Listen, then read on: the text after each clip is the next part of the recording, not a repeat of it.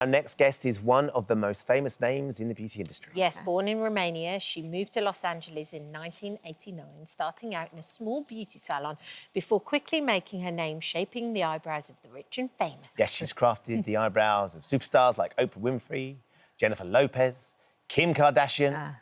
And she later launched her own beauty empire, Anastasia Beverly Hills, and changed the eyebrow game forever. And as she releases her brand new book, Brow Queen Anastasia Soare is here this morning. Congratulations on all of your success. Thank you so much. We mentioned a few of the people. Last night, it was Victoria Beckham for her premiere. Yes, it was amazing. You guys, you have to watch. Yeah. It's so good. How was she feeling beforehand? I mean, was she nervous? Was she excited? I think she was excited. I mean, it was a great moment to celebrate herself, her family. You know, I love them. They are amazing. And she is an incredible, to me, she's a hero. Yeah. She's the best mom, businesswoman, the best wife. And has amazing eyebrows. And she has amazing eyebrows, yes. And talking of being an amazing businesswoman, it is absolutely incredible what you've achieved and what you've built. When did you first move to the States, and when did you first kind of go, yes, I want to be a part of the beauty industry and I want to be a major player in it? Well, everybody think I had a business plan, I had everything in mind. No, I went there, I didn't speak the language, I didn't know anyone. It was quite difficult for me. And the only job I could get without speaking the language was the beauty business. So I got a job as an esthetician.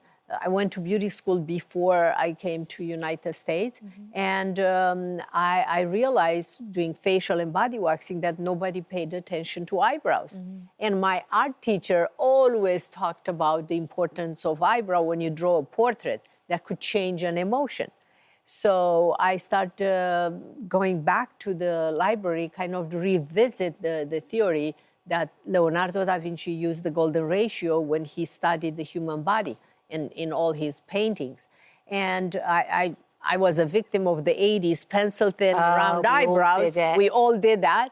And I fixed my own eyebrows. And the client will come back for their facials and they will say, wow, you really look different. What is different about you? You look rested. Did you change your hair? So I said, no, it's my eyebrow. Let me shape your eyebrows too. So the human eye is encoded to recognize that perfect balance and proportion when the shape of the eyebrow is perfect. So everybody will come back for the service. And in the early 90s, late 90s, there were not eyebrow products that I could use. And I decided to develop a product line. It's one thing to start sort of looking after people's eyebrows. It's the next to explode onto the scene like you did. And Oprah was instrumental in that. How did you come across Oprah? How did Oprah come across you and say, do you know what, Anastasia, I'd like you to come and... So one of the producer was my client. And of course, she talked about how amazing her eyebrow was and the experience. And Oprah, in her show, repeatedly said that she doesn't like to get her eyebrows done because it's painful, obviously. One day she was on a boat and 3 other women were talking about, Oprah said how important it is to follow your dream and to do what you love and become famous. And 3 of the ladies at the table were my clients and they start talking about me. And of course, she invited me to do her eyebrows on her show, and the rest, it's history. Things went crazy after that. I mean, she was 1998, I was first on her show. She was the most influential person on the planet. She still is, but her show at that time was enormous, viewed by everyone. And it was literally... We couldn't stop having the phone ringing nonstop and having so many clients. But it was definitely changing, a change in my career. Yeah. And then what do you think it was? Was it word of mouth amongst other famous women that work within the entertainment industry? At the beginning, obviously, there were the magazines and the TVs. I used to go in LA to all the TV station and do eyebrow before and after, and of course, magazines. but was word of mouth. And of course, I used to work with so many celebrities that they validated my work, and I'm forever thankful.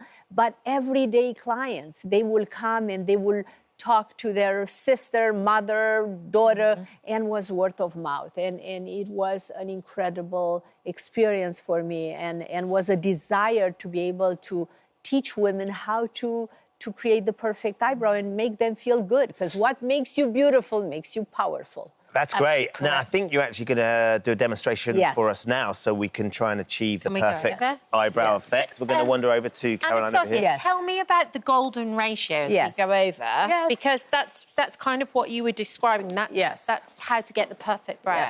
Well, in the book, I talk about everything, and Good morning, Caroline. Read about that. So let's look at Caroline's eyes. Caroline Have you done one of these already? So I've done her right eyebrows, and I'm going to do on camera the left eyebrow.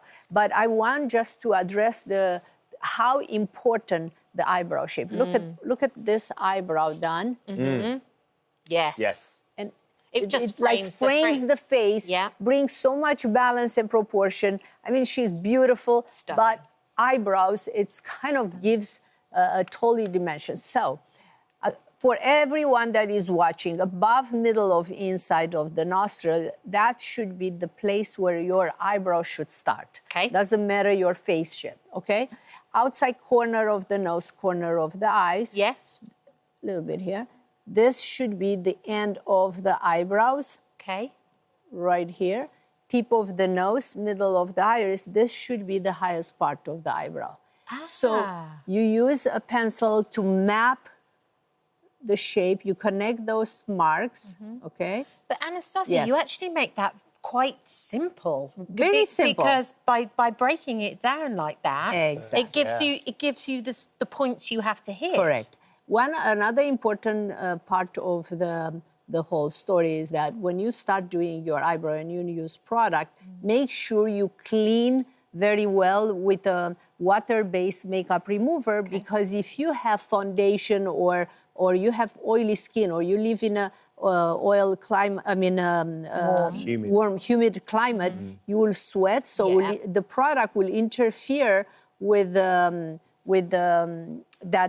mood. Yes. So I use a tinted gel here just to create a little more volume on her eyebrow. But look how amazing this is tinted. Yes. Look at that. It is, isn't it? Isn't that amazing? Because then you don't really have to wear very much of the makeup, actually. Correct. If you've got your eyebrows, it's... You know it. Yeah, it's great. Yes. And after I use the gel, that tinted gel, I brush through with a clean brush, because I want to make sure everything gets sparse through the eyebrows. And this is a pen, like with ink. I want to make sure the ink is always on the tip of the brush. And this, I create hairs like strokes. So I use the pencil to create like a map, to know exactly a base. And I use one shade lighter than her hair. And then I'm going to use this to create hairs like... So it actually looks like look at that. So realistic. So realistic. This is an incredible product that creates hairs like strokes. Because I was going to say to you, for everybody who in the 90s did that really thin eyebrow with the we don't have it. MAC liner, remember? It's like you're actually just painting the hair on. Like literally, individually, I'm painting the hairs on. Caroline, what do you usually do with your eyebrows? I've got a lot of difficulty with my eyebrows because I'm postmenopausal. So, you lose that bit at the end, you know. So I've struggled always to find. And you can see exactly what Anastasia's done on the one that's under you finished. What do you think of when you look at it? Absolutely stunning. Yeah, it's like a facelift. Well, because it does make your face more youthful as well, because that's actually what you lose. Takes 15 years of your face. Makes your face 15 years Do you do many men's eyebrows? Absolutely. Asking for a friend. I think eyebrow for men has to be groomed. They shouldn't have thin eyebrows or arch eyebrows. But what is very important is that eyebrows should be little straighter, thicker, and the hair after 40 the hair becomes little a little bit wiry, yes, it migrates, migrate and long, and you need to trim you them. start trimming. But you could clean very little underneath to open the eye a little bit. That helps. Yes, that helps. Anastasia, who has fabulous brows in your opinion? All my clients, Any... including Caroline right here. So this is a highlighter that kind of defines the line very well. And look at that. Yeah. I mean, you could literally just put some mascara on and... That's it. And then I'm going to use a gel that kind of holds everything together. And when you do this, don't be aggressive. Use only on the hair, not on the skin, because we'll remove the product.